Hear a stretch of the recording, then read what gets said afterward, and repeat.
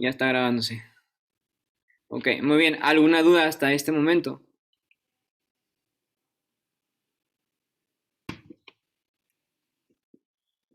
Yo me perdí un poco, maestro, cuando estaba diciendo sobre que es de acuerdo a las regiones, ¿verdad? Donde se...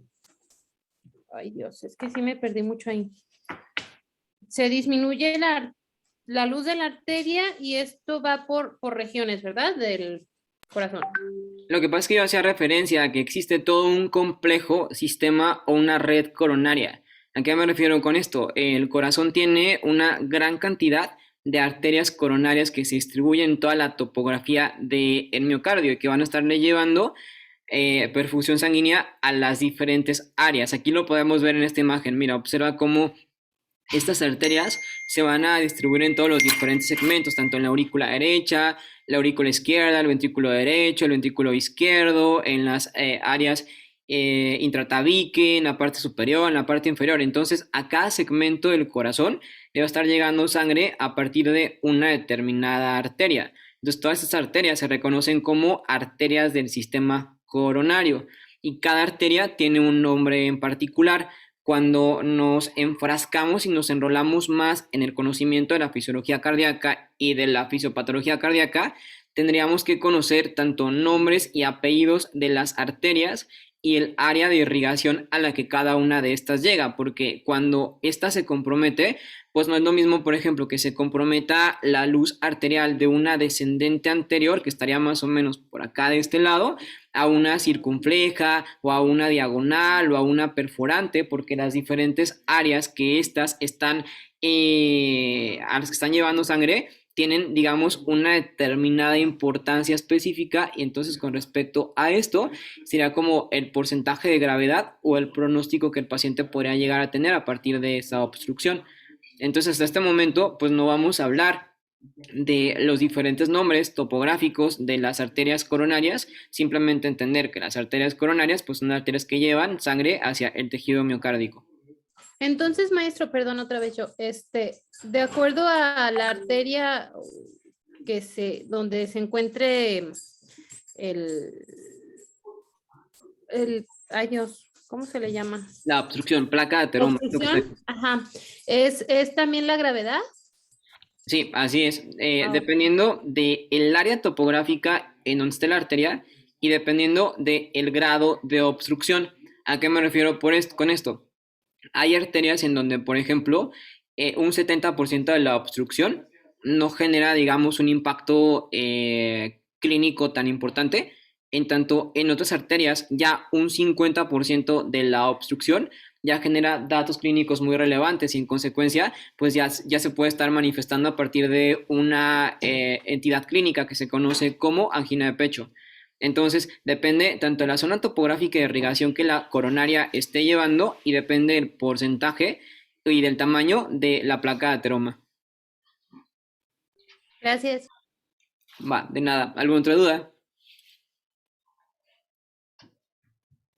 Ok, va. Entonces, pues bueno, aquello era como la parte sencilla, ¿no? Entonces les mencionaba que eventualmente la placa de ateroma va a ser la responsable de estas condicionantes isquémicas. Sin embargo, esta placa de ateroma es justamente lo que nos interesa explorar y la comprensión del mecanismo fisiopatológico de esta plaquita es lo que el día de hoy pues vamos a estar abordando principalmente, ¿no?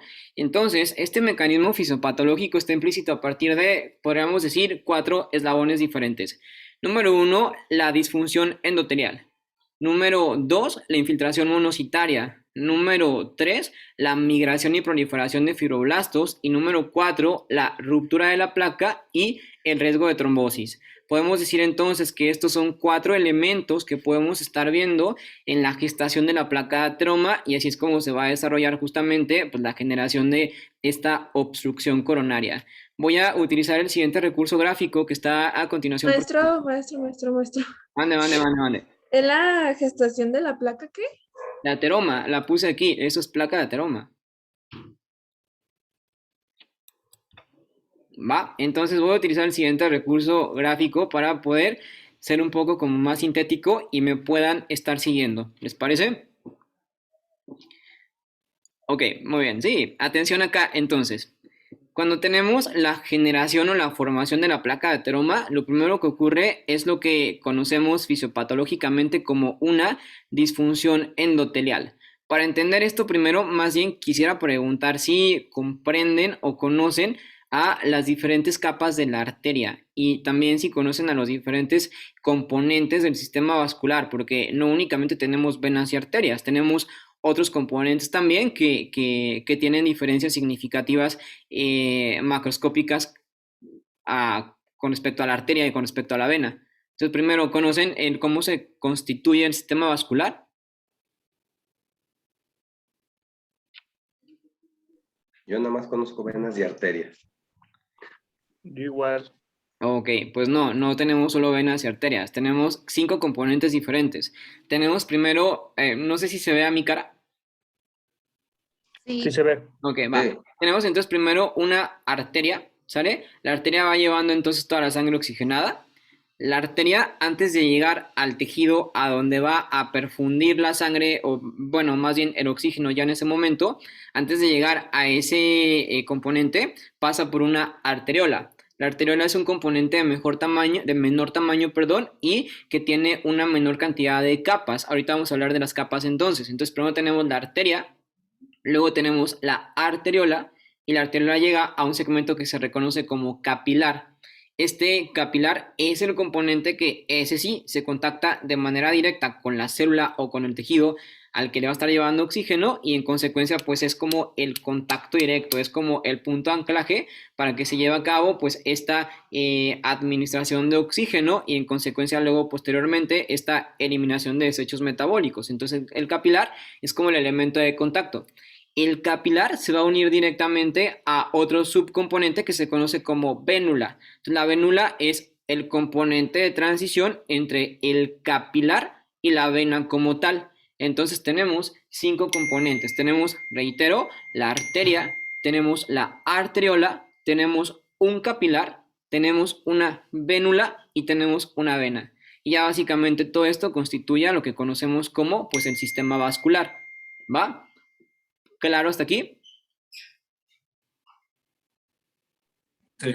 sí, A diferencia de las venas, de las vénulas, de las arteriolas o de los capilares, la arteria particularmente tiene 3 capas, ¿sale? En contraposición, por ejemplo, a la vena, que la vena tiene únicamente 2 capas. Entonces, la arteria tiene 3 capas. ¿Cómo se llaman estas? La primera es túnica interna, la segunda es túnica media y la tercera es túnica adventicia. Entonces tenemos 3 capas así en este orden. Vean mi mano. ¿Sí? Así están. Túnica, esta es la luz arterial, por aquí pasa la sangre, y entonces esta es la túnica interna, esta es la túnica media y esta es la túnica adventicia, ¿sale? Y entonces todas estas capitas pues recubren todas las arterias, ¿va? ¿Hasta aquí claro? Sí. Ok, Entonces, profe, mande. entonces esas capas recubren las arterias, pero de qué forma? ¿Cómo que de qué forma? Y es que me perdí en esta parte. O sea, la arteria como manguera, o sea, tiene 3 capas. Entonces, estas 3 capas son las que conforman pues, la estructura de la arteria como tal. Es decir, tu arteria no es Ah, solamente una capa enrollada, son 3 capas enrolladas. ya, pensé que estaban sobre la arteria. Ajá, sí, esas capas obviamente no podrías tú discernirlas o separarlas porque están altamente adheridas, están obviamente fijadas una tras la otra, tras la otra, tras la otra. Entonces no se puede como de manera eficiente despegar una capa de la otra, pero tenemos conciencia a través de obviamente estudios histopatológicos que tenemos esas 3 capas en general, pero entonces pues esas 3 capas conforman pues la estructura como tal de la arteria. Ok, gracias. Ok, bien. Entonces, no es tan fácil como eso, porque en realidad en las arterias particularmente tenemos una capa extra, que es la que justamente tiene absoluta relación aquí en este proceso fisiopatológico de la placa de ateroma. Y esta capita extra que estas arterias tienen se reconoce como endotelio vascular. El endotelio vascular entonces es una capa extra que se haya pegada o se haya fija a la túnica interna. Entonces la túnica interna tiene esa capita extra, ¿sí? Ensamblada, y esa capita en particular tiene N cantidad de funciones. De hecho, esa capa, es decir, el endotelio vascular, se reconoce como un órgano endocrino. Endocrino, ¿por qué? Porque diría yo que el endotelio es un órgano endocrino. ¿Qué función o qué actividad tendría que tener el endotelio para yo decir que se entiende o se comprende como un órgano endocrino? Es pregunta. Pues tendría que ver con hormonas, secreción o recepción de hormonas. Exactamente. Si yo digo que es un órgano endocrino, pues bueno, es porque o tiene funciones endocrinas o parácrinas o autócrinas, pero está sintetizando a una determinada cantidad de hormonas. Entonces, particularmente el endotelio vascular sintetiza a dos hormonas de gran importancia. La primera de ellas es el óxido nítrico y la segunda es la endotelina. ¿Sale? Entonces, endotelio vascular sintetiza óxido nítrico y endotelina. ¿Para qué me sirve uno y para qué me sirve otro? El óxido nítrico es una hormona que vasodilata las arterias y que me va a permitir que esa arteria incremente la luz arterial, que se haga más gorda, que se dilate, que tenga una menor tensión, porque esa es la chamba del óxido nítrico. En tanto, en el sentido contrario, la endotelina es una hormona que promueve vasoconstricción. Va a estar haciendo que este vaso esté disminuyendo su luz arterial y entonces el espacio sea más pequeño, está más constreñida, está más corto, está menos dilatado, está más tenso, ¿va? Se tensa más y se empieza como a disminuir la luz arterial. Y esta función entonces la promueve particularmente la endotelina. Sí, Lisbeth, está bien. ¿Queda claro? No invente, maestro, yo duré toda mi vida pensando que el óxido nítrico lo que hacía es que hacía más delgado lo espeso de la sangre para que tu corazón se cansara menos al bombearla, y al parecer no, más bien aumenta el calibre de la luz.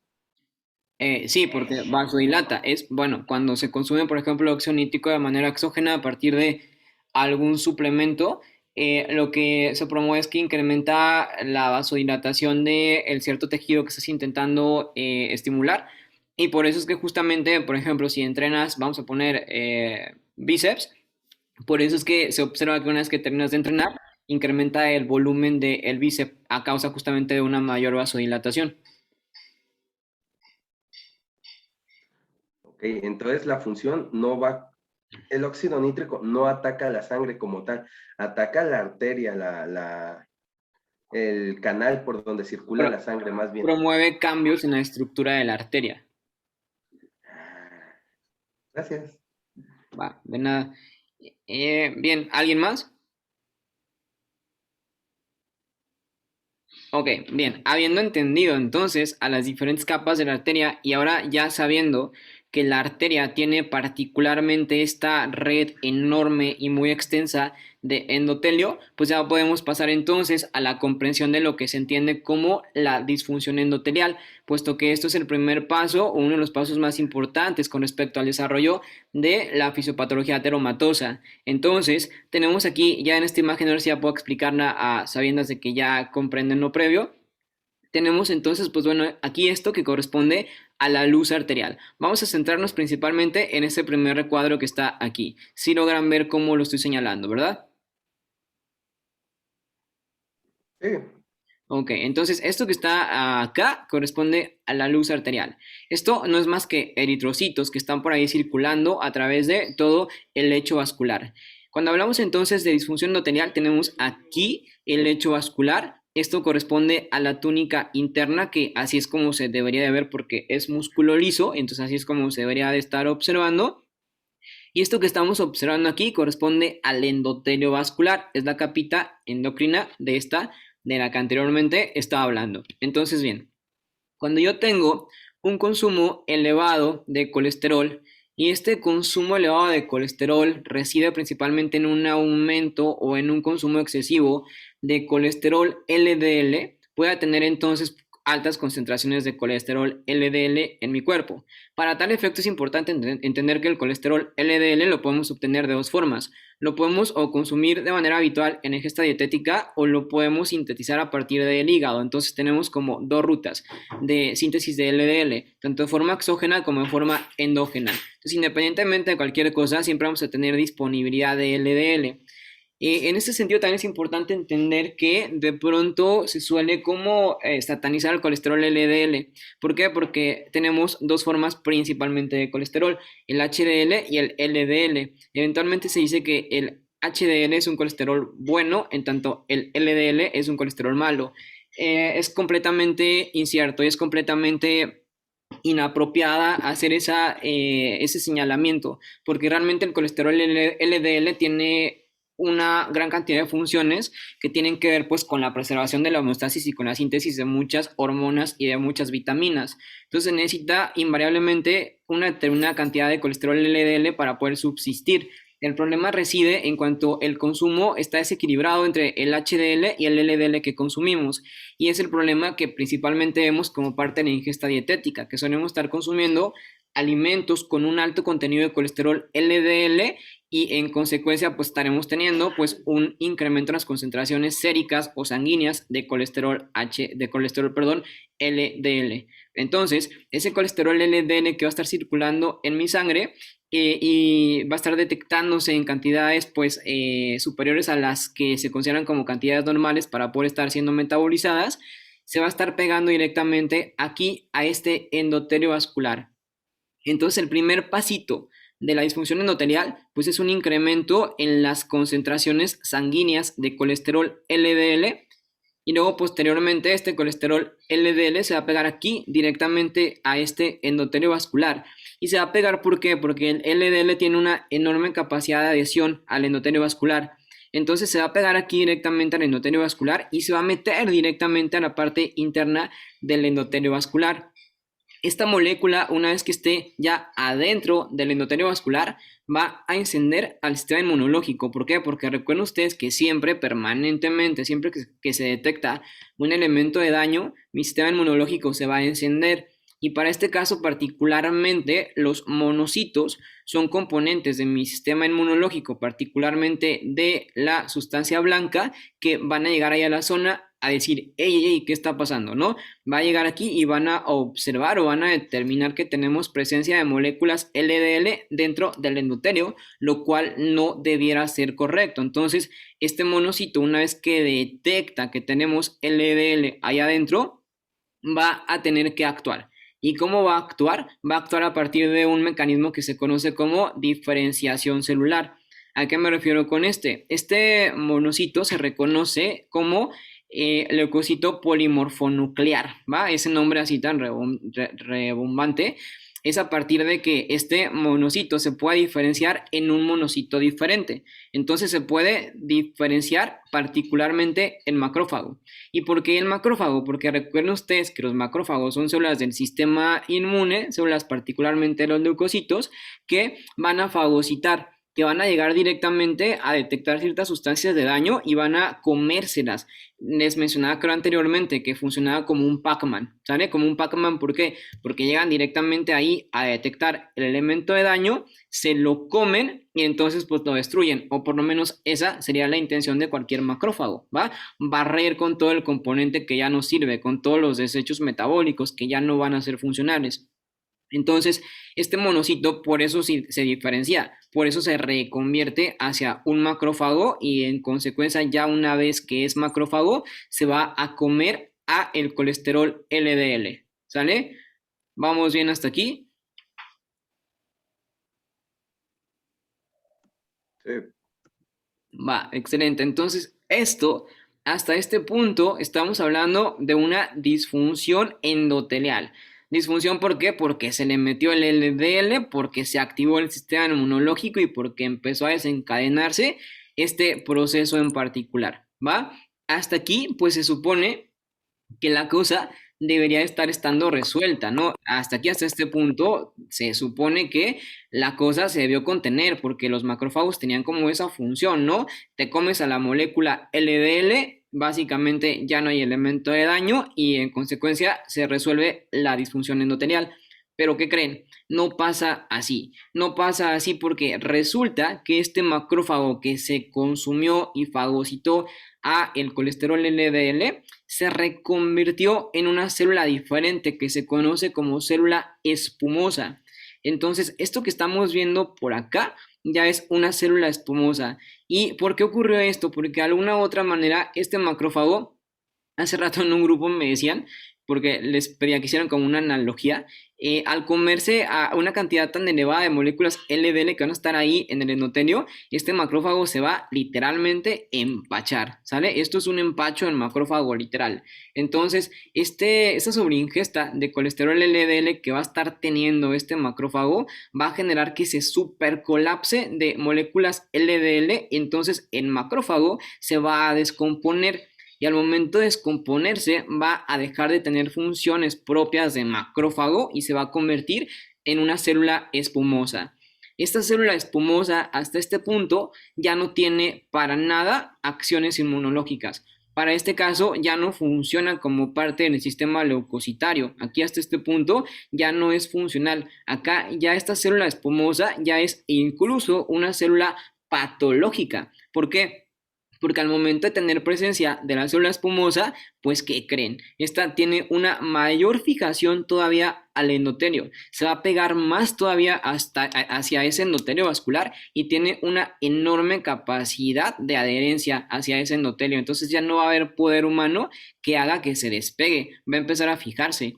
Y adicional a esto, cuando tenemos presencia de células espumosas, estas van a estar activando citocinas inflamatorias y vamos a tener entonces ya a partir de este momento un estado inflamatorio perpetuo en donde ya esto va a estar formando lo que se conoce como la estría grasa.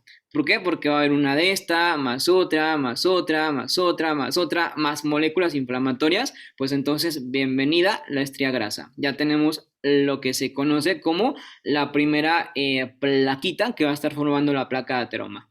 ¿Va? Y este sería entonces el segundo paso o el segundo elemento. ¿Va? ¿Alguna duda hasta aquí? El sistema inmune entonces manda a los macrófagos a morirse, El pobrecitos. sistema inmunológico es una cosa bastante impresionante y no terminamos de comprenderlo justamente por eso.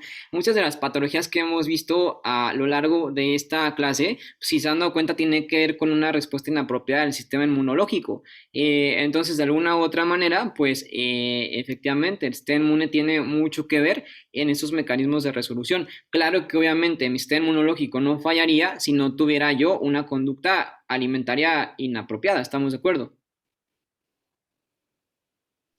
El sistema inmunológico es como el cuate que cuando nos paran los policías dice conozco mis derechos, ¿verdad? Que sabe que viene tomado y aún así le hace de emoción. Anda, así mero. Va, ¿entonces alguna otra duda?